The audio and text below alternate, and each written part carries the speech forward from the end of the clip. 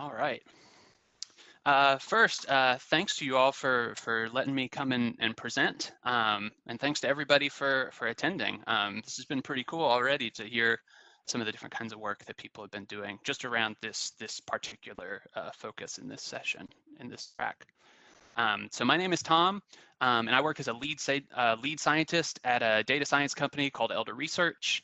In my little 15-minute slot, I'm going to talk about a project our team got to work on in the last couple of months, quantifying how specific governmental policy, so stay-at-home orders, things like that, have influenced the growth rate of COVID-19 across the United States.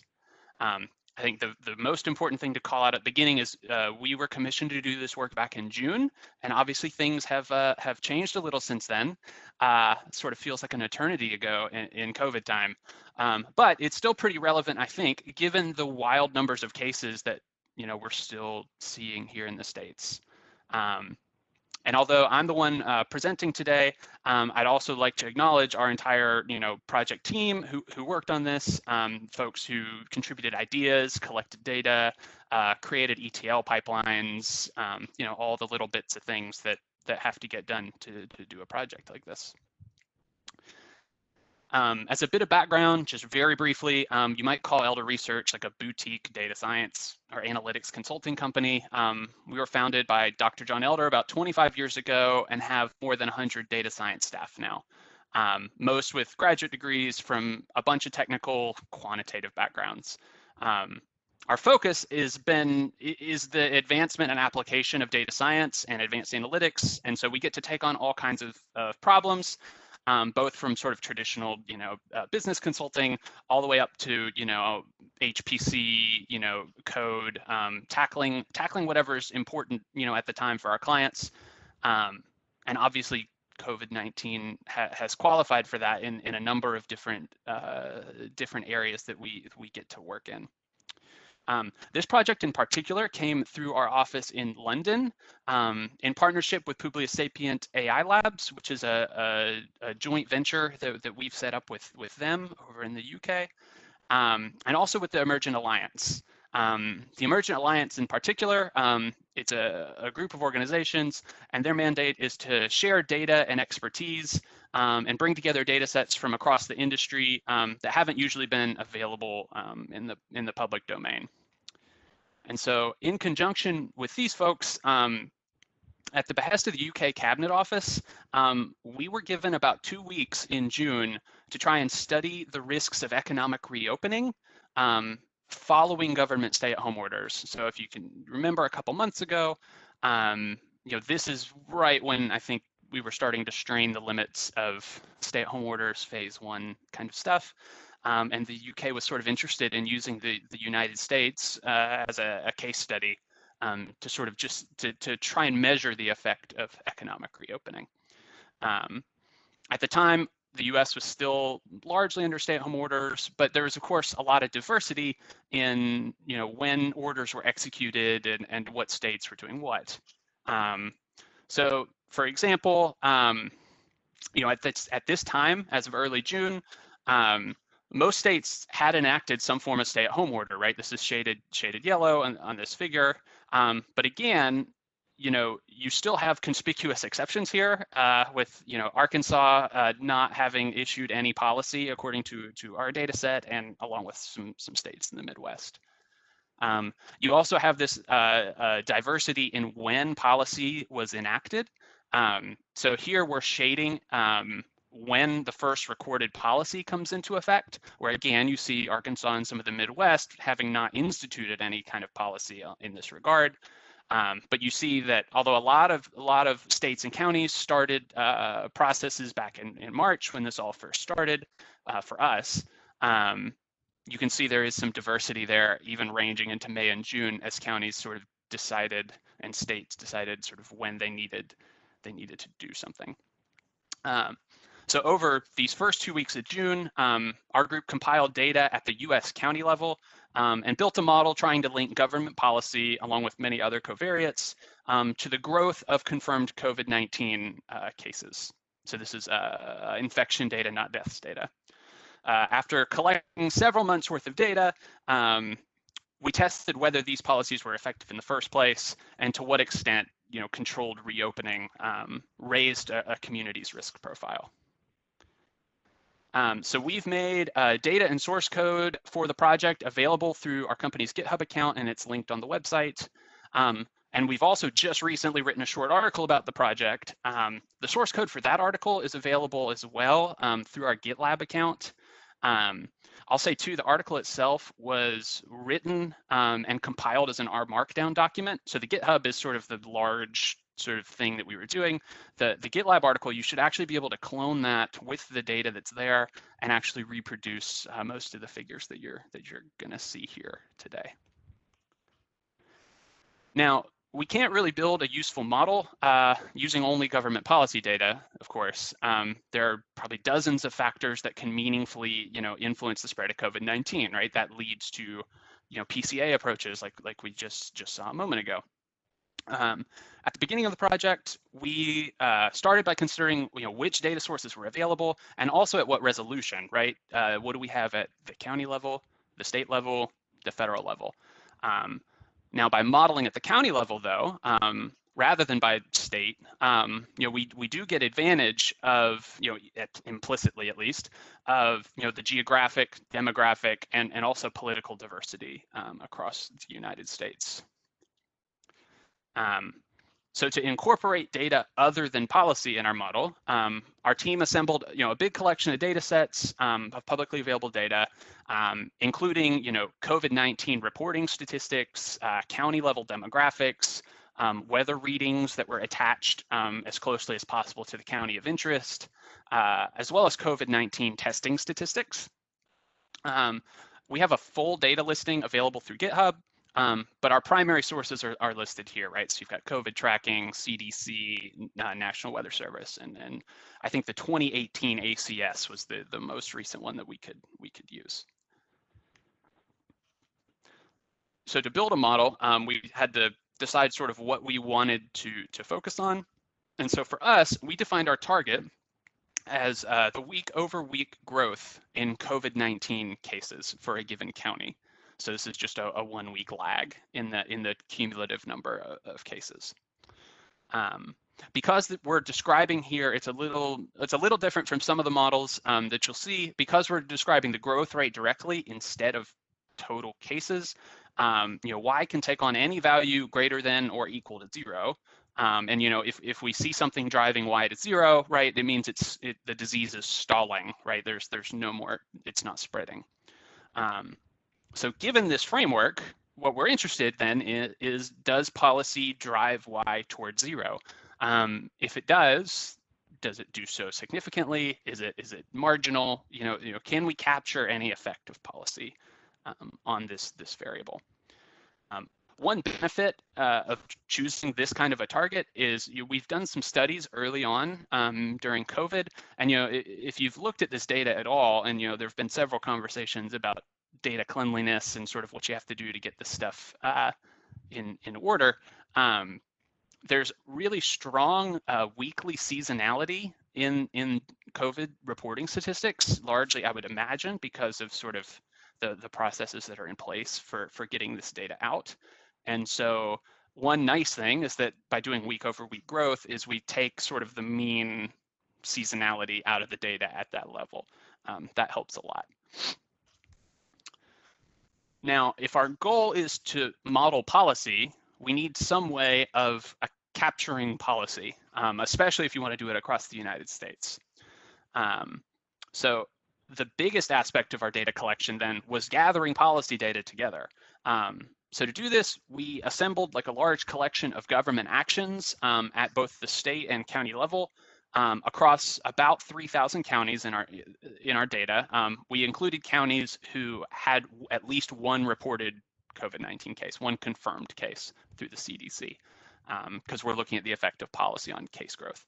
Our team built this data set, and then what we did is we flowed state guidance down to the county level and then updated individual counties, especially large metropolitan areas where maybe these counties, for instance, I'm in Wake County, North Carolina, we had some specific county level guidance, in addition to the state level guidance.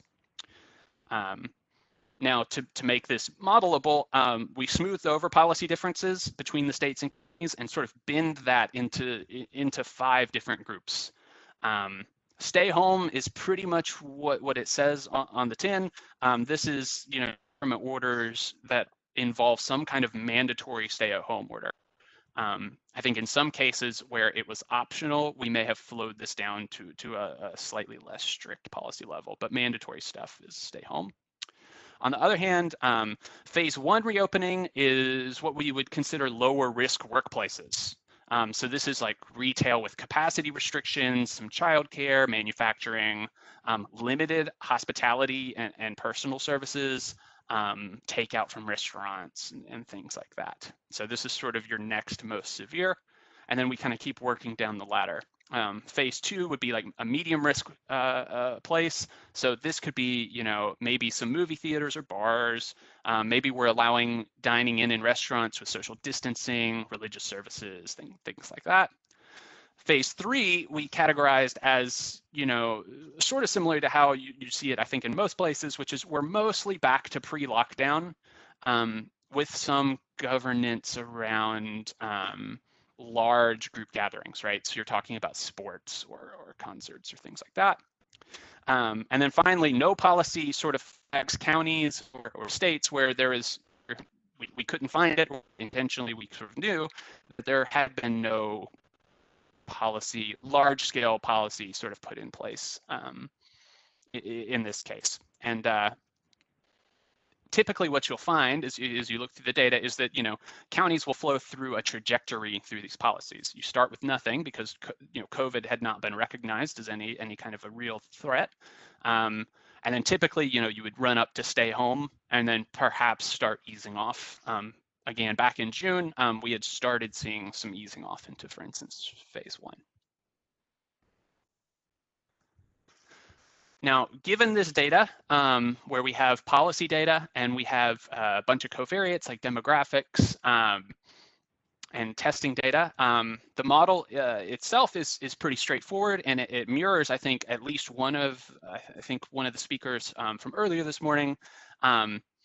Because we're predicting a count variable, right? We did a count regression. And we also used a negative binomial distribution because to try and handle over dispersion of cases. I'll say too that because we were with a log link on the model, you also get the nice sort of exponential multiplicative effects that you would sort of expect for disease like this. So you're using a linear model, but you're using it in a different domain. And we also used multi-level modeling techniques. With nested groups, right? Because counties are within states, states are within the nation. And so if your multi-level techniques are a common way to sort of address problems of this type. You have 5 minutes left. Thank you. So the model coefficients, we can divide into 2 groups, fixed effects, which are sort of your population level parameters, as well as random effects, which we fit for each county and each state in the multi-level model using the mechanisms there. One benefit of the multi-level model is that, these group level parameters don't add as much flexibility as you'd expect because they're sharing distributions. We also organize the model inputs by type. In addition to intercepts, we have government policy, this is the categorical coding, as well as the time in a policy. We have time since first reported, COVID testing. We have a bunch of demographics from the ACS, age brackets, total populations, minority representation. And because this was interesting at the time, some weather effects, right? How flu responds seasonally. And we put all this in the model. There's a lot of other stuff I won't talk about controlling for or testing for correlations and testing for too many parameters. But this is what you get out of the model. I should say too that we ran this model under 5-fold cross-validation to test the stability of these inferences, and they are stable. So even fitting on subsets of the data, you do get this pattern. So we show our parameters here. They're organized again, sort of according to the type of input feature. Following some of Andrew Gelman's work, we've standardized our inputs so that discrete and continuous variables are presented on similar scales. Again, because we're using log links, coefficients are presented as multiplicative values. So an IRR of 1 means no effect. An IRR greater than 1 means you are compounding the spread of the disease, and an IRR less than 1 means you have a decreasing case rate. Because we don't have a lot of time here, I'll focus on just a couple things. The policy-related model intercepts selected here are all important to the model, and you'll notice these coefficients generally lean away or lean towards disease suppression, except for stay at home, which we can sort of explain again by the fact that these paths follow trajectories, and large numbers of COVID cases are the reasons we put stay at home policies in the first place. A low phase 1 coefficient is at least partially caused by stay at home orders working. More interestingly, we can look at how policy and time interact.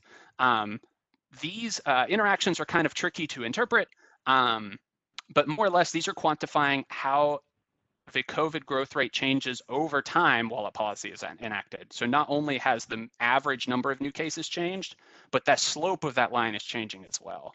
And what you see here in particular is the difference between the staying at home policies and no policy being issued.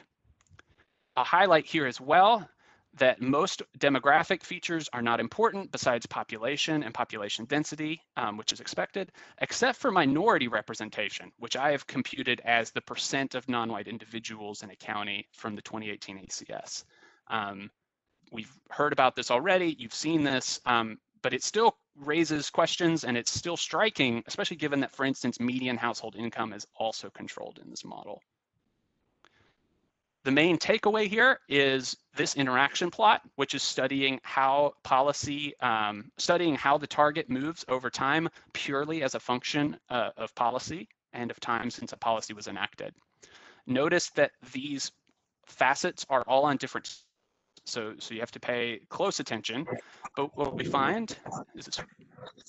1 minute left, so go ahead and provide your closing remarks, and we'll move on to the next speaker. Perfect. So what you'll see is that really the only relatively significant effects are in the none issued and stay home categories, and they do move in opposite directions.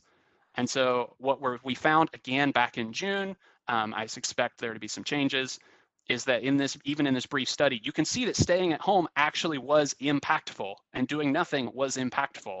And I think we might be reaping some of those impacts even now. Again, it was completed quite a while ago, and there are limitations to a linear model like this, but it was a very interesting project. So thank you very, very much for having me. I can put my email somewhere if you'd like to get in touch, and all the code is also available.